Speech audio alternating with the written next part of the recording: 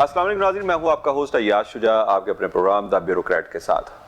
नाज़रीन, हमारे civil secretariat में बहुत सारे ऐसे शोबे हैं जो नज़रों से और ख़बरों से ओझल रहते हैं, जो आप समझ लें पसे पर्दा रहकर काम कर रहे होते हैं। हमारे सिविल सेक्रेटेरिएट में एक डिपार्टमेंट है इम्प्लीमेंटेशन एंड कोऑर्डिनेशन, जिसकी सरबराही एक सेक्रेटरी के रैंक का, एक सेक्रेटरी के ग्रेड का ऑफिसर करता है, और वो सेक्रेटरी I&C कहलाता है।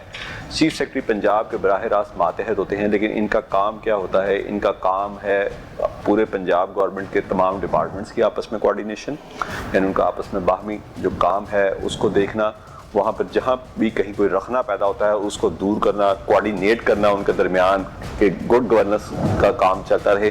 इसके साथ साथ पंजाब हुकूमत के जितने मामलात वफाकी हुकूमत के साथ चलते हैं उसके लिए भी कोऑर्डिनेशन का किरदार यही अदा करते हैं। इसके अलावा भी इनके बहुत सारे ऐसे अफ़आल हैं जो जिसके ऊपर ये काम करते हैं लेकिन नज़र नहीं आते। मेरे साथ मौजूद हैं मेरे बड़े अच्छे दोस्त हैं, बतौर सेक्रेटरी स्पोर्ट्स, बतौर सेक्रेटरी टूरिज़म मैं इनके साथ इंटरव्यू कर चुका हूँ। अब इनको सेक्रेटरी I&C लगाया गया है ताकि पंजाब के तमाम महकमों की आपस में कोऑर्डिनेशन बेहतर हो और वफाक के साथ पंजाब की जो तरक्याती काम अगले 2 साल में हुकूमत ने करने हैं, और ज़ाहिर ये 2 साल अब तरक्याती कामों के हवाले से बड़े अहम होंगे, उसके लिए कोऑर्डिनेशन हो सके। किसी तारीफ के मोहताज नहीं है। मेरे साथ मौजूद हैं मेरे बड़े ही प्यारे दोस्त हैं एहसान भुट्टा साहब। अस्सलाम वालेकुम। वालेकुम अस्सलाम। भुट्टा साहब, पहले तो स्पोर्ट्स और टूरिज्म के हवाले से आपके साथ बड़ी नशिस्तें रहीं। मुझे ये बताएं कि मुझे आज तक सेक्रेटरी I&C के मैं ऑफिस भी जाता रहा, बहुत सारे मेरे दोस्त वहाँ पे तैनात भी रहे, बैठ के चाय पीते थे, लेकिन मुझे सिवाय इसके वहाँ पे उनका कोई काम नज़र नहीं आया कि GORs में कोई तरक्याती काम होना, यानी कि जो गवर्नमेंट ऑफिशियल रेजिडेंस हैं, ऑफिसर्स रेजिडेंस है, वहाँ पे उनका कोई काम वगैरह इसके अलावा नहीं। जब से आप आए हैं हम देख रहे हैं आप दौरे कर रहे हैं, काम हो रहे हैं, बहुत सारे हमें काम नज़र आ रहे हैं, तो क्या इसका मकसद क्या है? यानी I&C, सेक्रेटरी I&C करता क्या है, इसकी जॉब क्या है और क्या इसके मकासद हैं इस शोबे के? चले, कोई शुक्रिया शुजा साहब, आपने हमेशा की तरह मोहब्बत के साथ आज बुलाया है। मैं आपका शुक्रिया अदा करता हूँ, लाहौर रंग का शुक्रिया अदा करता हूँ, जिस तरह आपने अपने ही तारुफ में कराया है इम्प्लीमेंटेशन एंड कोऑर्डिनेशन। बेसिकली ना ये महकमा यह समझा जाता था कि ये सिर्फ ऑफिस वर्क के लिए है, ठीक है, कि भाई जो कैबिनेट की मीटिंग्स हैं या वो अरेंज करनी है या मीटिंग वगैरह करनी है तो चीफ सेक्रेटरी के बिहाफ पे ये महकमा करता है, डिप्टी सेक्रेटरी कैबिनेट और ये विंग इनका पूरा कर लेता है। तो या कोई और CS ने मीटिंग की है, उसके मीटिंग की है, उसकी इम्प्लीमेंटेशन करवा देता है। तो कोशिश ये समझी जाती थी कि आज ये इम्प्लीमेंटेशन एंड कोऑर्डिनेशन सेक्शन सिर्फ ऑफिस वर्क के लिए ही एक मखसूस महकमा है, जो तमाम महकमों के साथ, चाहे वो पंजाब गवर्नमेंट के हों चाहे वो आपकी फेडरल गवर्नमेंट के हों, तो उनके साथ कोऑर्डिनेशन कर लेगा। लेकिन इसका सिर्फ ये एक फंक्शन है कोऑर्डिनेशन वाला। अगर आप देखते हैं ना, अब मेरा ख्याल है इसके 4 फंक्शन है, जो जिसे आपने बताया कि SNGAD या सब्सिडी जनरल एडमिनिस्ट्रेशन डिपार्टमेंट जो है, चीफ सेक्रेटरी अगर उनके हेड हैं तो उनके तो 4 सेक्रेटरीज हैं। एक ACS साहबा हैं, इरम बुखारी साहबा हैं, जो वेलफेयर के विंग को डील करती हैं या ट्रांसपोर्ट के विंग को डील करती हैं, घरों की अलॉटमेंट या गाड़ियाँ वगैरह करवाते हैं, ये बड़ा सेंसिटिव काम है तो ACS करते हैं। एक सेक्रेटरी सर्विसेज हैं जो आपकी 18 एंड आपकी तमाम पोस्टिंग, ट्रांसफर, प्रमोशन वगैरह करने के वो हैं। एक सेक्रेटरी रेगुलेशन है जो तमाम रूल रेगुलेशन या पॉलिसीज बनाते हैं, लीगल इनपुट देते हैं। चौथा ये इम्प्लीमेंटेशन एंड कोऑर्डिनेशन है, जो काम उधर नहीं होता वो इधर आ जाता है CS के बिहाफ पे, अगर आप सिंपली कह देंगे। अब आ जाते हैं इसके दूसरा काम। एक तो ये मैंने आपको वजाहत कर दी कि I&C है क्या। अब आ जाते हैं कि ये एक तो कैबिनेट की मीटिंग्स वगैरह करवा ली। अब वो जो दूसरा इंपॉर्टेंट काम है वो आपने ना जितने भी डेवलपमेंट वर्क हैं चीफ सेक्रेटरी साहब या इन 4 महकमों के SNGAD जिसे कहते हैं उसके ये I&C करता है, क्योंकि ये जो DDSC या मीटिंग करानी है या डेवलपमेंट का कोई भी काम कराना, जिससे अभी आपने देखा लॉरेंस रोड के ऊपर ये एक नया सेक्रेटेरिएट बन रहा है, प्राइमरी हेल्थ तो उधर शिफ्ट हो गया, सेकेंडरी हेल्थ डिपार्टमेंट वहाँ पे चल रहा है, लेकिन 3 और डिपार्टमेंट वहाँ जाने लगे। नवंबर तक इंशाल्लाह हम उसको मुकम्मल कर देंगे और 3 महकमे यहाँ से निकल के वहाँ चले जाएंगे, जिसमें एक हायर एजुकेशन डिपार्टमेंट है, इससे ही आपका लोकल गवर्नमेंट डिपार्टमेंट है या माइंस एंड मिनरल्स है, या और भी कोई अगर जाना चाहे तो वो एक नया सेक्रेटेरिएट बन रहा है, उसकी इम्प्लीमेंटेशन जो है ये I&C का काम है। तीसरा काम अब आ जाए घरों के हवाले से, अलॉटमेंट्स वगैरह तो जो कस्टोडियन है वो तो वेलफेयर विंग है जो ACS साहबा के अंडर आता है, लेकिन ये जो विंग है ना तमाम जो घरों की मेंटेनेंस करनी है, रिपेयर मेंटेनेंस वगैरह करनी है, जिसे आप सबको पता है सरकारी मुलाजिम को अगर घर मिला हो उसका एक हाउस रेंट कटता है, उसके अलावा 5% उठ के मंथली उसकी तनख्वाह से कटता है रिपेयर एंड मेंटेनेंस चार्जेस के ऊपर। तो अब वो पैसे जब इकट्ठे होते हैं तो हर कोई चाहता है कि भाई साल में हमारी रिपेयर मेंटेनेंस कर दी जाए। अच्छा, एक मिनट साहब, इस पे मुझे एक सवाल याद आया। मैंने इससे पहले जितने भी जो गवर्नमेंट ऑफिसर्स रेजिडेंसेस जो कहलाती हैं उनके काम ज़्यादातर GOR 1 में होते देखे हैं, जहाँ पे चीफ सेक्रेटरी साहब की भी रिहाइश है, जहाँ पे तमाम IG साहब की रिहाइश है, डिप्टी कमिश्नर और बहुत जो अहम हमारी ब्यूरोक्रेसी है। इसके अलावा जितने GORs हैं, मसलन अब तो मुझे आप दौरे करते नजर आ रहे हैं, इससे पहले मुझे उनमें रहने वाले लोग शाकी नजर आए कि वहां पे काम नहीं होते, वहां पे तरक्याती काम ना होने के बराबर होते हैं। इसकी वजह क्या थी? देखिए, एक तो बहुत आपने खुद ही बता दिया कि बड़े अफसर जब वहाँ पे रहेंगे तो ऑटोमेटिक सारी गवर्नमेंट की तवज्जो वहाँ पे है, क्योंकि CM सेक्रेटरीट भी वहाँ पर है। बिल्कुल ठीक है। जो हमारे तमाम जजेस साहबान हैं उनकी 25 घरों उनके हवाले की गई है, उनकी भी रिपेयर मेंटेनेंस जो है वो फिर INC ही करवाता है। ठीक है, बाकी सारे हो ही जाती है, वो ही जाती है। बाकी GORs की बात करो वहां पे क्यों होती है? GOR 1 में तो देखें आप जाएंगे एकदम ही आपको माहौल ही डिफरेंट नजर आता है कि अच्छे बड़े अफसरान है तो बेहतर हो गया है। अब आ जाते हैं आपके जो टोटल लाहौर के अंदर 10 हैं रेजिडेंशियल कॉलोनी जो गवर्नमेंट ऑफिशियल्स की हैं। GOR देखें तो 6 हैं। एक तो GOR 1 आपने बता दिया, एक GOR 2 भावलपुर हाउस है, पुराना है, बहुत पुराना है। एक GOR 3 है शादमान, ये भी जो आपका मेमोरियल फातिमा मेमोरियल हॉस्पिटल के साथ है। अब GOR 4 है, ये आपका कोठे पिंड, इसे खुशनुमा फ्लैट कहते हैं, गजाली फ्लैट, बहुत पुराने बने हुए हैं, आपने देखे 90s के बने हुए हैं। GOR 5 जो है आपका जिना अस्पताल है, जिना अस्पताल के अपोजिट जाए तो उधर कोई 100 के करीब घर हैं, जिसमें कोई 20 के करीब शायद DC के अंडर भी हैं। और GOR 6 जो है वो आपका ये चिल्ड्रन अस्पताल के साथ है। अब ये 6 GOR हो गए, और इसके अलावा भी 4 रेजिडेंशियल कॉलोनी है। सबसे ओल्डेस्ट कॉलोनीज देखिए, वादत colony, Chauburji quarter, Huma block और हैबिटेट, ये सबसे अस्पताल के पीछे हैं। ये कोई 10 के 12 घर ये भी हैं, तो ये 10 हैं भाई। तो अगर हमने एक के ऊपर तवज्जो रखी हुई है तो बाकियों का फिर वो उनके अंदर जो यही होगा ना यार, हमारा तो ये है। तो मेरा जब था ना कि मैंने कहा यार वो GOR 1 में तो चले, मैंने वहाँ पे डेवलपमेंट देखी है, जाके वहाँ पे हो रही थी, वो तो काम मेरी ड्यूटी थी, लेकिन बाकियों के ऊपर फोकस करना मैंने कहा कि नहीं यार, ये हमसे जाती हुई है, या मुझसे पहले वाले अफसरान थे, हमने ही अदाला करना है। तो चबुर्जी आप देखेंगे तो 6 पार्क हैं वहाँ के अंदर, जो आप बड़ी ग्राउंड देख लीजिए, 7-8 साल से पहले वो मेट्रो ट्रेन होगी, फिर ऑरेंज लाइन मेट्रो आ गई, वो डंपिंग स्टेशन बना हुआ था। तो वो जो भी स्टे वगैरह था वो LDA ने बड़ी मेहनत की तो उन्होंने खारिज कराया, लेकिन वो LDA PHA के साथ मिलकर पिछले 1 महीने के अंदर मेरा ख्याल 5 चक्कर मैंने लगाए हैं। रीजन क्या है कि मैं चाहता था या इन सारों के साथ मिलकर कोऑर्डिनेशन के साथ, क्योंकि CS ऑफिस की कोऑर्डिनेशन बेहतर हो तो वो बाकी जो है ना LDA PHA में भी बात मान देते हैं।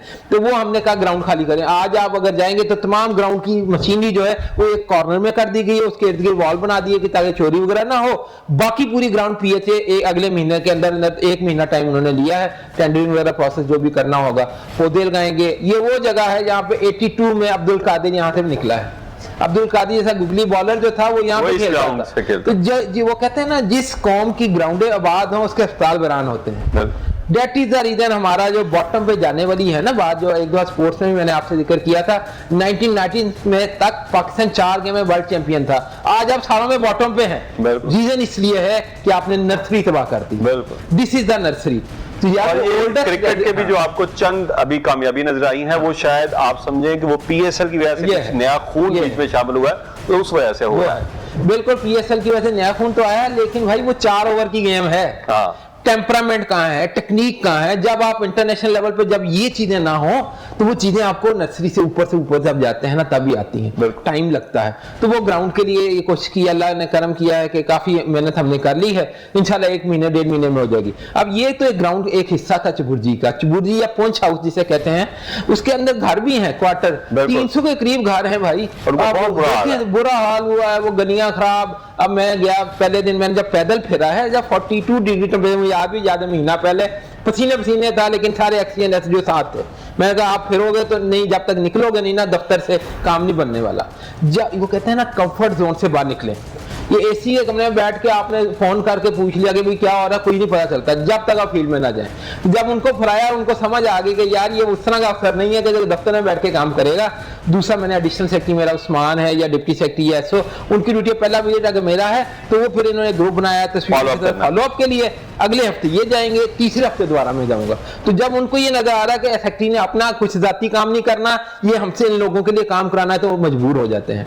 दूसरा फिर उनके सेक्रेटरी साहब को रिक्वेस्ट की, अच्छा ये चुबुर्जी हो गया, अब आ जाए वादत कॉलोनी।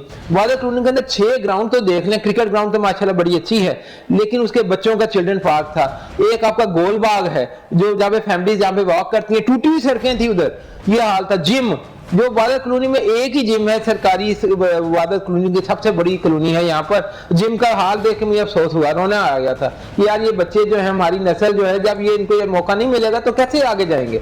तो जिम का आप देखिएगा इंशाल्लाह 10 से 15 दिन में हमने ये, मैं आपके इल्म में इजाफा कर देता हूँ, क्योंकि मेरा ना बाई चांस मैं सिविल इंजीनियरिंग की हुई है यूईटी से ना, तो इंजीनियरिंग जब मैंने की हुई है तो मैं एक एक चीज डेवलपमेंट की जानता हूँ कि यार इसे सीमेंट की तरह लगाया, रोड क्या है, इसके अंदर क्या लगाया। मेरे इल्म में इजाफा नहीं कर रहे, आपके पिछले इंटरव्यू में मुझे पता चल गया था। ठीक है, उससे ना बड़ा एडवांटेज है। अब वो जो इंजीनियर है, चाहे सब इंजीनियर जो एक्सियन हो, उसको पता है कि इसको सब पता है, हम इसको बेवकूफ नहीं बना सकते। तो इसी वजह से जब मैं जाता हूँ तो उनको टारगेट देता हूँ, बेटा यही रिसोर्सेज होंगे, no additional resources, no additional work manpower. अच्छा मैनेजर वो है जो इन्हीं रिसोर्सेज, वरना हमारा ना सरकारी मुलाजिम क्या कहते हैं, वो बजट ही नहीं है, वो भाई रिसोर्सेज ही नहीं है, या मेन पावर बड़ी निकम्मी है, करप्ट है, नेग्लिजेंट है, वो क्या कहते हैं लेथार्जिक है। अक्सर मैनेजर वो है जो उन्हीं से काम करवाए।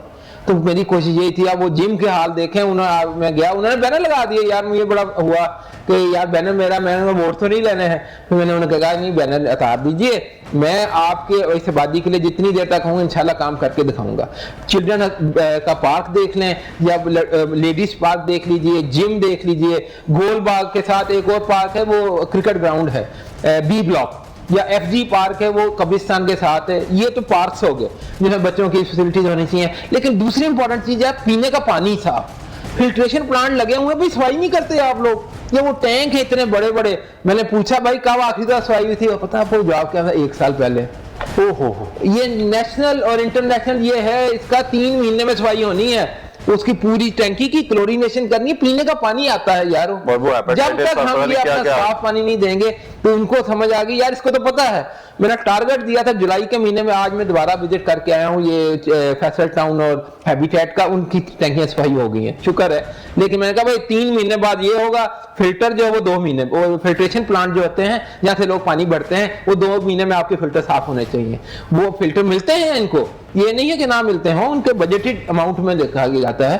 तो ये बेसिक चीजें हैं जो मेरी कोशिश थी ये कर दें। बाकी सिक्योरिटी है, आपको पता है सिक्योरिटी हो जाए, या फैमिलीज, हाँ ये बड़ा इंपॉर्टेंट था। एक जहाँ पे मैं रहता हूँ बहावलपुर हाउस GR2 में ओपन बना हुआ है, वो कच्ची बादी पीछे वो लोग आते जाते हैं, ये वो बड़े वाकयात हुए थे, पर्स छीन के लेके जा रहे हैं, या वो खवातीन या फैमिलीज वॉक कर रही हैं, पीछे वाले भी महल्ले के आ जाते हैं, कोई बात नहीं यार जरूर का बात करें, लेकिन अगर बाहर के लोफर लड़के आके उनका पर्स छीन के ले जाएंगे तो ये क्या बात हुई। तो इसके लिए आपने पुलिस वाले, वहाँ पे बहुत सारे मेरे दोस्त रहते हैं, सीनियर भी हैं जूनियर भी हैं, लेकिन उनके घर को देखें पूरा आपके सिक्योरिटी का एक पूरा लगा हुआ है।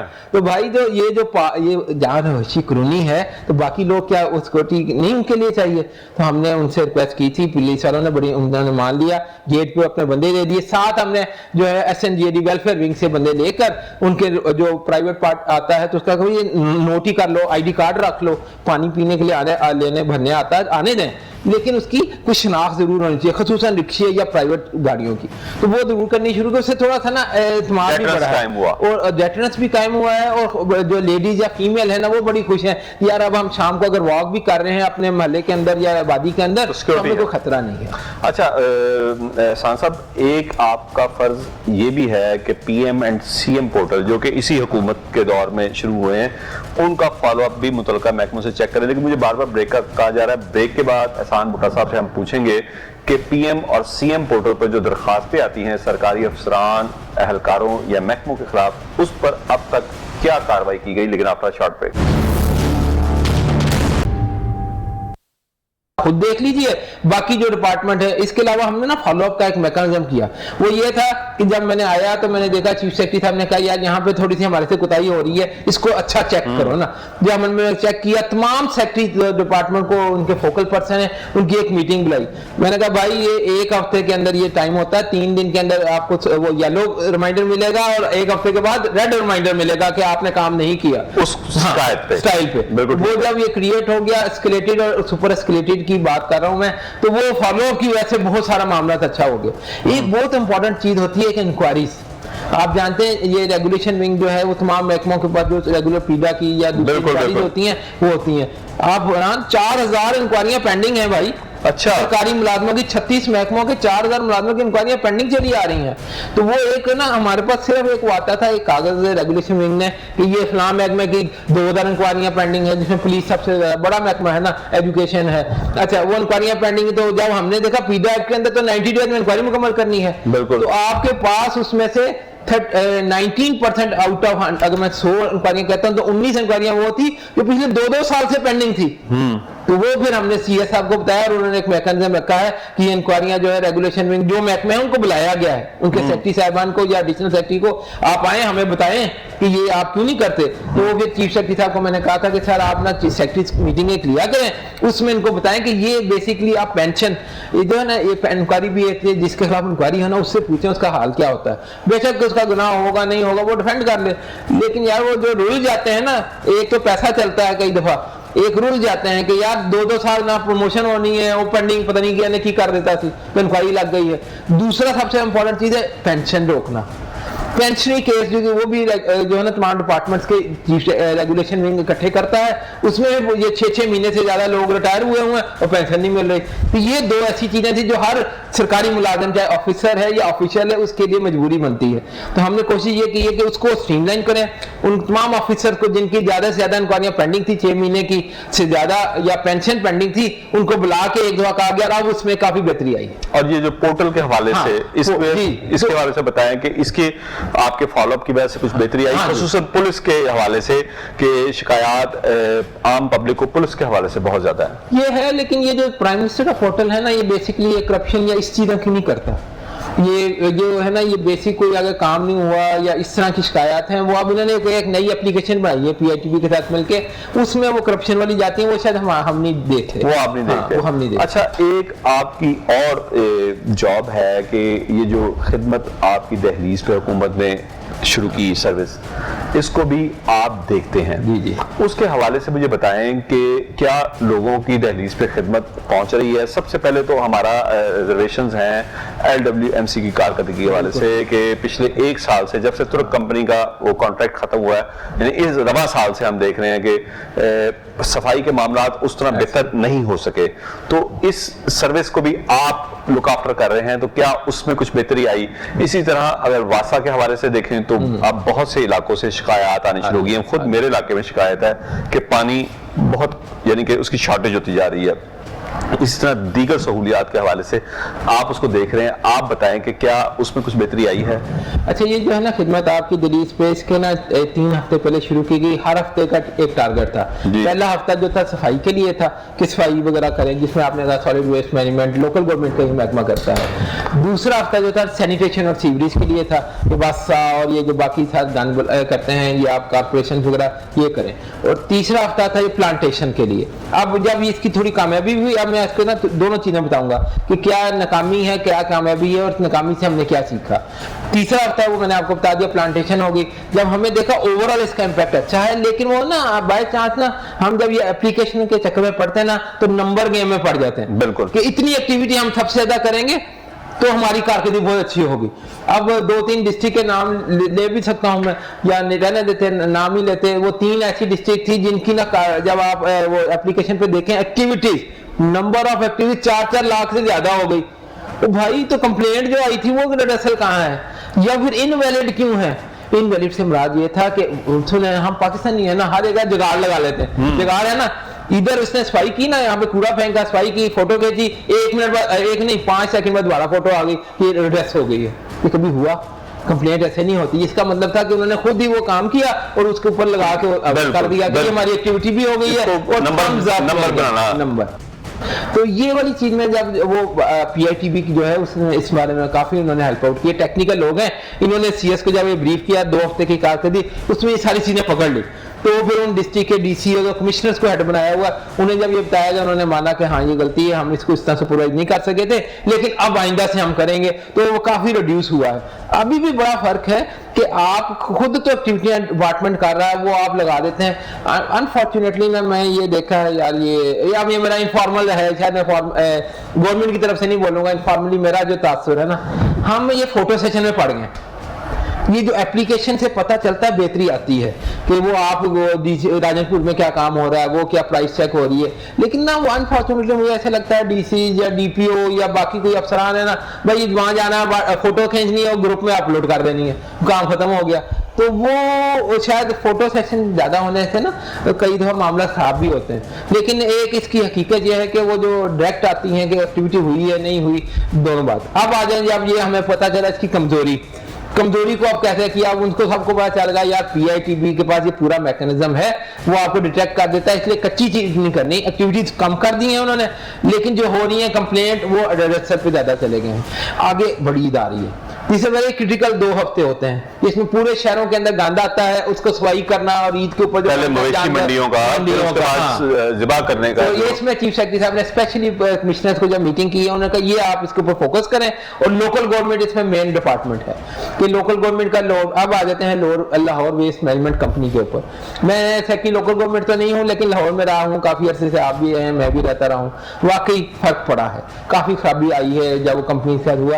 लेकिन उसकी 2-3 बेसिक वजह थी, एक तो भाई वो मशीनरी नहीं है, फिर वो बंदे जो थे वो पुराने थे तो वो बंदे छोड़ गए, ह्यूमन सोर्स नहीं थी।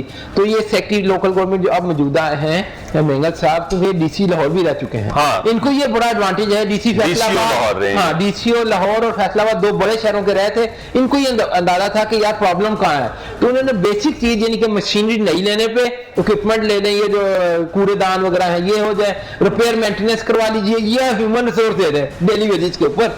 तो वो डेली जब अमला पूरा कर दिया तो अब आप देखेंगे ये जो मौजूदा डीजी आजकल एक्टिंग डीजी है राफिया तैयबा है, आप उसका इंटरव्यू करें तो एकदम हालात बेहतरी पे जा रही है। ये नहीं कह रहा कि बिल्कुल ठीक हो गए हैं, नो, लेकिन बेहतरी की तरफ जा रहे हैं। लेकिन एक भुट्टा साहब, उसमें मैंने इससे पहले जो इमरान सुल्तान साहब थे इस LWMC के, उनके इंटरव्यू मैंने 2 बार किए। एक जो चीज लैक कर रही है कि जो हमने कंपनी से वायदा किया था उसके बाद हमारी अपना पोटेंशियल खत्म हो गया था। जैसे ही वो कंपनी गई ना हमारे पास ह्यूमन रिसोर्स था स्किल्ड, और ना ही हमारे पास उस हिसाब से मशीनरी थी। तो उसके हवाले से मुझे इमरान सुल्तान साहब ने बताया था कि कोई मशीनरी हम परचेज कर रहे हैं और ह्यूमन रिसोर्स को भी डेवलप कर रहे हैं, वो कहां तक पहुंचा? ये मैंने कल ही मेंगल साहब का आपके चैनल पे या किसी और चैनल पे इंटरव्यू चल रहा था, उनका 1.5 अरब की इन्होंने प्रोक्योरमेंट की है जो जुलाई के मिड में या एंड पे आ जाएगी।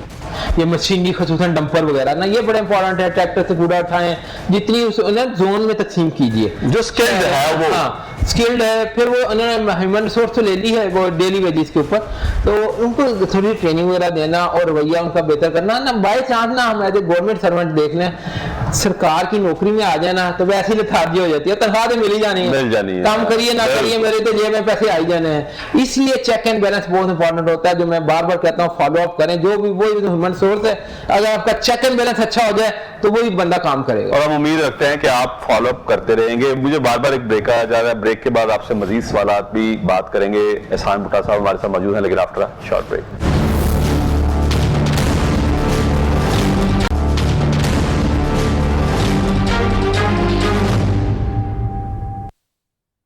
वेलकम बैक नाज़रीन मेरे साथ मौजूद हैं सेक्रेटरी I&C एहसान भुट्टा साहब। इनसे हमने अब तक तो इनके अपने डिपार्टमेंट से बात की कि इनके अपने डिपार्टमेंट में ये आजकल क्या कर रहे हैं, लेकिन मेरा इनके साथ पहला तारुफ हुआ था बतौर सेक्रेटरी स्पोर्ट्स और उसके बाद दूसरा तारुफ था बतौर सेक्रेटरी आर्कियोलॉजी आर्काइव्स।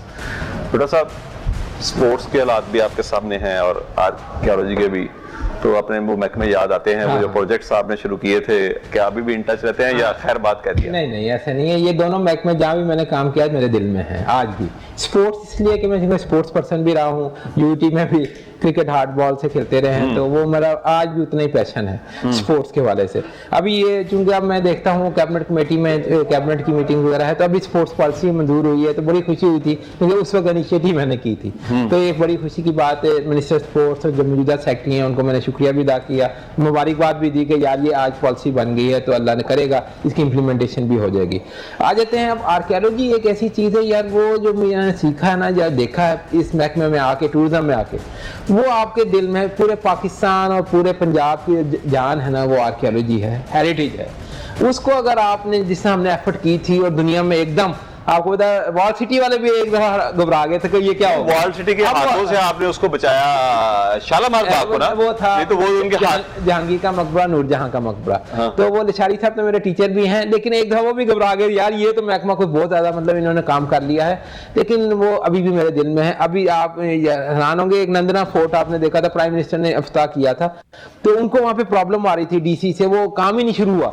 तो फिर जब इन्होंने मुझे एक फोन किया, मैंने कहा कभी कोई इशू है, देखिए मैं कोऑर्डिनेशन ऑन सीएस के बिहाफ पे करता हूं। तो चीफ सेक्रेटरी साहब ने मैंने पूछा, उन्होंने कहा यार जो भी आपको महकमा कोई रिक्वेस्ट करे तो आपने फौरन उसकी मदद करनी है। तो उन्होंने मुझे कहा कि सर वो महकमा जो है गर्मी बड़ी है, लेकिन पैसे भी रिलीज हुए हैं, काम ही नहीं शुरू हो रहा। तो डीसी जेएलएम को बकायदा मैंने फिर फोन किया कि मुझे 2 दिन के अंदर काम चाहिए और तस्वीरों के साथ मुझे एग्जैक्ट चाहिए, प्राइम मिनिस्टर को सीएस साहब ने ब्रीफ करना है। तो वो काम शुरू हो गया। तो ये देखें ना, ये मैंने उन्हें यही कहा। या ये आप दूसरी मिसाल ले लें, मुल्तान का म्यूजियम, मैं जब आया था, मैं आखिरी मेरा दौरा ये मुल्तान का था, जिस दिन ट्रांसफर होकर मैं इधर आ गया, तो उस दिन कमिश्नर मुल्तान बैचमेट भी हैं, भाइयों की तरह है, उसने मुझे जगह दे दी कि ये सरकारी जगह आपके लिए कर रहे हैं, और स्कीम भी मंजूर हो गई। वो चेयरमैन पीएनडी ने वो मंजूर कर दी, मैं अब जो मौजूदा सेक्रेटरी इन्होंने मंजूर कर ली। अब हुआ क्या, 1 महीना हो गया है मुझे आए हुए भाई, वो जो कमिश्नर कहता है मैं तो जगह देने को तैयार हूँ, महकमा मैं लेटर ही नहीं लिखता। अच्छा। तो फिर मैंने इनको आर्कियोलॉजी को या सेक्रेटरी टूरिज्म को रिक्वेस्ट की 3 हफ्ते के बाद, भाई वो आप ही के मेरे लिए म्यूजियम नहीं बन रहा। मुल्तान जैसे कदीम शहर में अगर म्यूजियम नहीं है और वो गवर्नमेंट देना चाहती है तो आपको क्या एतराज है, तो लेटर तो लिख दो। भी वो लेटर लिखा है। अब वो फिर SMBR साहब के पास वो जो जमीन अलॉटमेंट का लेटर होता है वो चली गई फाइल, उनसे भी मैंने रिक्वेस्ट की है ऑन बिहाफ ऑफ, चाहे चीफ सेक्रेटरी कह लीजिए, लेकिन वो मेरा प्यार है, मोहब्बत है इस महकमे का, जिधर मैंने काम किया था। तो मैंने कहा था कि आप ये जगह अलॉट कर दें। SMBR साहब कहते हैं इंशाल्लाह हम हफ्ते के अंदर कर देंगे, तो आप फिर स्कीम इसकी बना लें। स्कीम अप्रूवल हो गई है, ADP में आ गई है। तो मकसद यही है कि ये जो हेरिटेज हो या स्पोर्ट्स हो, ये ऐसे महकमे थे जो पीछे पीछे से हैं। लेकिन मेरा अपना ज़ाती ख्याल है, शायद मेरा पर्सनल व्यू है, आप उसे इत्तेफाक भी करें या ना करें, ये महकमे जो है ना, किसी भी दुनिया जो मुल्क है ना और नेशन को, ये 2 महकमे उठाते हैं, कल्चर, हेरिटेज और स्पोर्ट्स। अगर इस पे आपका अच्छा फोकस है और अच्छा इंफ्रास्ट्रक्चर के साथ प्लानिंग अच्छी है ना, तो फिर हम बहसीयत कौम आगे जा सकते हैं। बिल्कुल दुरुस्त फरमा रहे हैं आप। अच्छा भुट्टा साहब, इसमें एक चीज़ और हमें बड़ी तकलीफ दे कि पंजाब का इतना रिच कल्चर, यानी कि जो इस खत्ते के 2 कदीम तरीन मकामात हैं, एक पंजाब में एक सिंध में, हड़प्पा और मोहनजोदाड़ो। हड़प्पा भी अभी तक हमारे यानी वो जो ग्लोबली एक्नॉलेज नहीं हो सका, उसको टेंटेटिव लिस्ट पे है, नहीं है। उसके बाद इतने हमारे यानी कि कदीम मकामात, द्रावड़ फोर्ट और पता नहीं कौन कौन से मकामात हैं जो अभी तक उनकी उस लिस्ट पे नहीं है। लाहौर का मेरे ख्याल में अभी तक शालामार बाग भी उनकी लिस्ट पे नहीं शालामार है। शालामार है लाहौर में। कोई एक बड़ी बादशाही मस्जिद भी उनकी वो टेंटेटिव पर है, वो नहीं है। और वो बादशाही मस्जिद जो है वो 17वीं सदी के लास्ट क्वार्टर में बनी हुई है, यानी उसको होना चाहिए था। तो क्या वजह है अभी तक हम इतने पीछे क्यों हैं? वो एक तो रीज़न ये है कि ये 1990 की दहाई तक ये हमारे 6 जो मॉन्यूमेंट्स थे ये वर्ल्ड हेरिटेज लिस्ट में परमानेंटली आ गए। उसके बाद उन्होंने ना क्राइटेरिया सख्त कर दिए।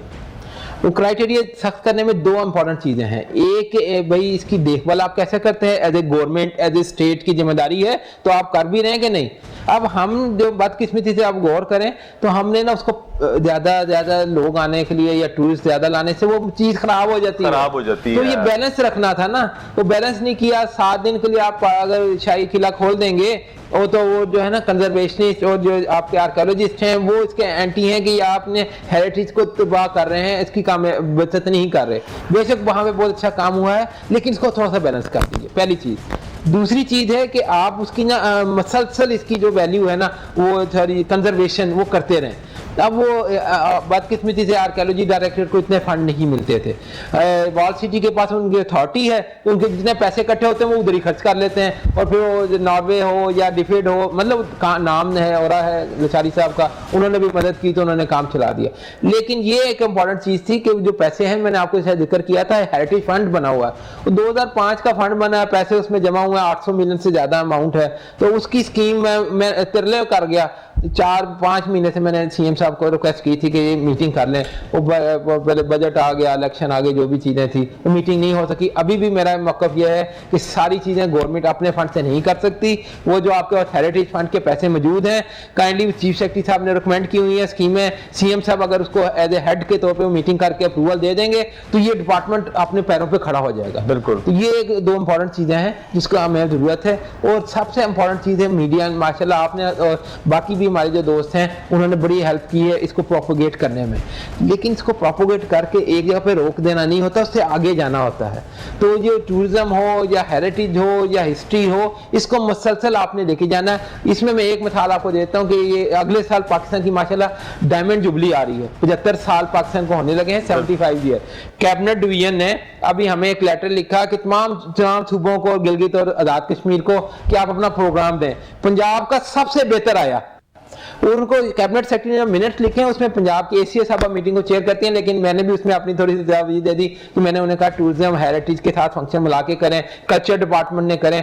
तो वो जब हमारी प्रेजेंटेशन बनी, is the one of the best one, और कैबिनेट सेक्रेटरी का बाकी सूबे भी इस तरह की आप करें। तो उम्मीद है कि चूंकि गवर्नमेंट उसमें है, थोड़ा सा हमारा भी एक्सपीरियंस हो गया है, और ये जो मेहनत कर रहे हैं सेक्रेटरी साहब नए आए हैं, या आर्कियोलॉजी डिपार्टमेंट है या कल्चर वाले हैं, वो मेहनत करेंगे और इसी को हमारा जो कल्चर है, हमारी जो हिस्ट्री है, पोर्ट्रे करेंगे। 75 साल की हो तकारीब, या अगला जो 14 अगस्त आ रहा है 74th वाला, इसकी तकारीब हो, तो अपना कल्चर जब तक हम नहीं दिखाएंगे अच्छे तरीके से, अपनी नस्लों को नहीं दिखाएंगे, तो हम आगे नहीं जा सकते। यही मेरी आपके तवज्जुह से, मीडिया के भाइयों के तवज्जुह से हमेशा से रिक्वेस्ट यही होती है, और आप हेल्प भी करते हैं हमेशा, कि अपनी नई नस्ल को अपने कल्चर, अपनी हिस्ट्री, अपने जो है ना, और सबसे इंपॉर्टेंट है स्पोर्ट्स में हिस्सा लेने की उनको तरगीब दें।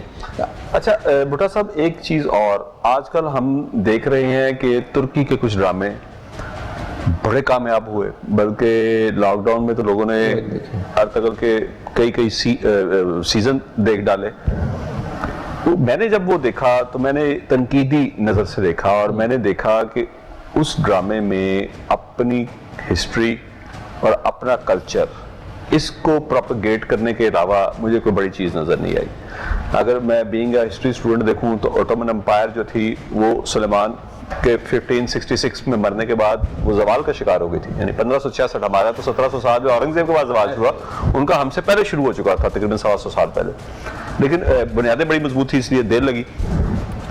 लेकिन वो जिस तरह प्रोपेगेट करते हैं, बदकिस्मती से हमारा जो एंटरटेनमेंट साइड का मीडिया है वैसे प्रोपेगेट नहीं कर सका।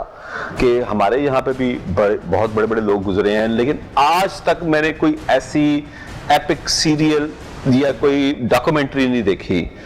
क्या आप नहीं समझते कि पीटीवी को इसमें इनिशिएटिव लेना चाहिए, जैसे उसने कभी बनाए ड्रामे, शाहीन बनाया, लेकिन उसमें भी वो गरनाता साइड के जो मुजाहिदीन थे, बिल्कुल उनका भी दिखाना चाहिए। लेकिन यहाँ का मुझे अभी तक, उसके बाद वो एक उसका चंगेज खां के दौर में जलालुद्दीन ख्वारिज़मी का बनाया, लोकल इश्यूज पे हमने, जैसे कि पानीपत की पहली लड़ाई बाबर ने लड़ी, उसके बाद कनवाहा की लड़ाई बाबर ने राणा सांगा के साथ लड़ी, इसके बाद कई ऐसी जंगें हुई जिनमें यानी कि हमारे हीरोज उभर के सामने आए। अगर हम सिर्फ मैसूर के देख लें, टीपू और हैदर अली, उनके ऊपर बन सकती है। आप नहीं समझते कि हमारा जो सरकारी एंटरटेनमेंट चैनल है वो भी इसमें पीछे रहा, उसको करना चाहिए था? ऐसे ही ऐसे ही देखें ना, ताली कभी एक हाथ से नहीं बजती। एक हमारा सरकारी पीटीवी ने माशाल्लाह जब ये स्टार्ट हुआ है 64 से लेके ऑनवर्ड, इसने बहुत तरीकी और हम खुद बचपन में, आप भी देखते रहे, मैं भी देखता रहा, इनको देख के हमें जवान हुए हैं, बड़े लोग हुए हैं। लेकिन लोकल कोई भी नहीं था, लोकल नहीं था, इंटरनेशनल बनाए ड्रामे। बात ठीक है। तो वो है कि इसमें ना तहकीक याद रखें, हम ना शॉर्टकट मारे कि कमर्शियलिज्म ज्यादा आ गया, लव स्टोरी आएगी, विलन आएगा तो ये देखेंगे लोग, डांस गाने भी आ जाए। नहीं, मैंने जो देखा है अर्तगल, और अभी मैं उस्मान को भी देख रहा हूँ उसमें हिस्ट्री बहुत कम है, ज्यादा ड्रामा है। ठीक है, Being a student of history, जो मैंने हिस्ट्री पढ़ी है वो बहुत कम है, उसमें ड्रामा बहुत ज्यादा सजाया गया है। तो वही बात है कि ड्रामा अच्छा है कि अट्रैक्ट करने के लिए ऑडियंस को, उनकी नजर रहे कि यार इसमें कोई इंटरेस्ट भी चीज है, लेकिन हिस्ट्री के साथ मैच करें ना, बैलेंस कर लें।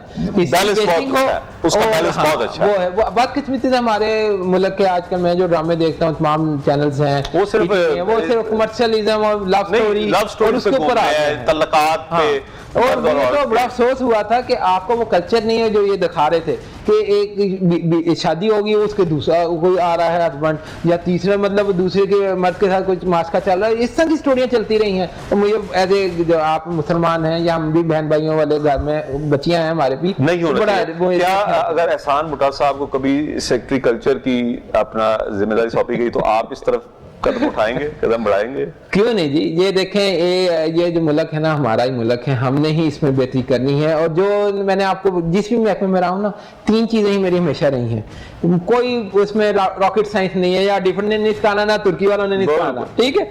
हमने अपने ही चीजों से सीखना और 3 इसके पहलू रखने। Number 1 proper planning, what to do and how to do, क्या करना है, कैसे करना। प्लानिंग अच्छी होगी ना तो सारी मसाइल आपके ठीक हो जाते हैं। नंबर 2 है मोटिवेशन। आपका यही जो स्टाफ है, ह्यूमन रिसोर्स है, यही होगा, यही आपके आर्टिस्ट हैं, यही आपके गाने वाले हैं, उनको सिर्फ थपकी दे दें। Intrinsic motivation is the best motivation. अगर आप वो देंगे तो ये देखें तो कहां से क्या कर देते हैं। तीसरी चीज होती है स्ट्रिक्ट चेक एंड बैलेंस।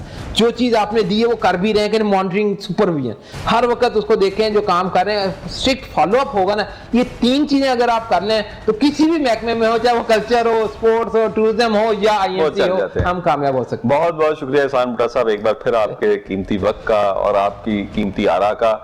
नाजरीन, काम कोई भी मुश्किल नहीं होता अगर आपने करने का इरादा कर लिया, और अगर आपका इरादा ही करने का नहीं तो आप यकीन जानिए कि काम सब ही मुश्किल हैं।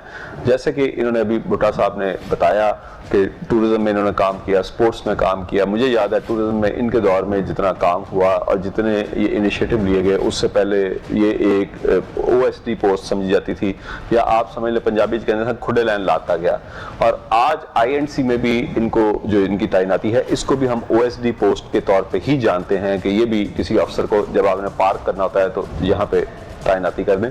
लेकिन काम करने वाला आदमी, मुझे आज तक अपने उस्ताद के अल्फाज याद हैं कि जिसको काम करने की आदत हो वो समंदर की लहरें गिनने के काम में भी कोई ना कोई नई इख्तरा, कोई ना कोई नई जिद्दत तराश लेगा। अपने होस्ट अय्याज शुजा को अगले प्रोग्राम तक इजाज़त दीजिए। अल्लाह हाफिज़।